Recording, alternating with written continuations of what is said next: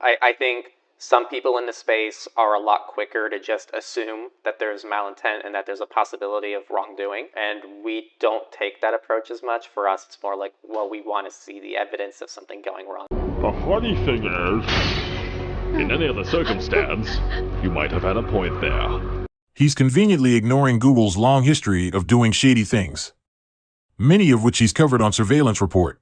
Washington, D.C.'s Attorney General is suing Google for, quote, deceiving users and invading their privacy. Who owns your shiny new Pixel 9 phone? You can't say no to Google surveillance. This is a quick one. It says, an iframe from googlesyndication.com tries to access the camera and microphone. Google is also kind of getting it a little bit, so they can't defend shady Chrome data hoarding as browser agnostic, is what the court said. A Google contractor pays parents $50 to scan their children's faces. It says Google hit with a lawsuit alleging it stole data from millions of users to train its AI tools. Speaking of being held accountable, Google reaches a $39.9 million privacy settlement with the state of Washington.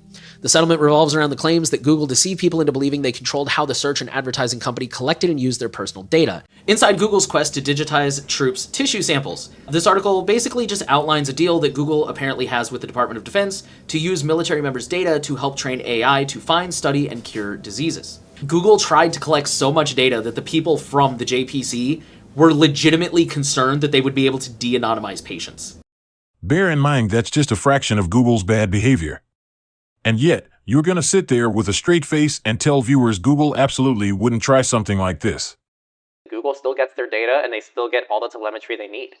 They don't need to hardwire your phone with these fancy, sophisticated, theoretical attacks that just have no evidence or proof of existing. So, not necessary. It's very expensive to do. It requires tech that doesn't seem to exist as far as we know.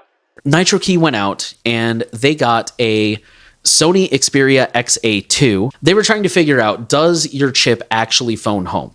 Is that a possibility? And then 2 seconds later, the phone started communicating with izetcloud.net. The NitroKey people used a Whois lookup to see that this website, this domain belongs to Qualcomm.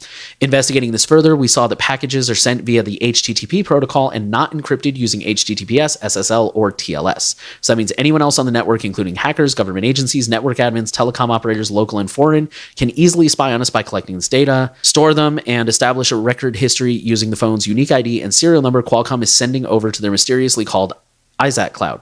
But I gotta be honest, I think they made their point that like certain chips could theoretically be sending data home, and that's something to be aware of. Gosh, it's hard to tell which of us is the liar now, ain't it?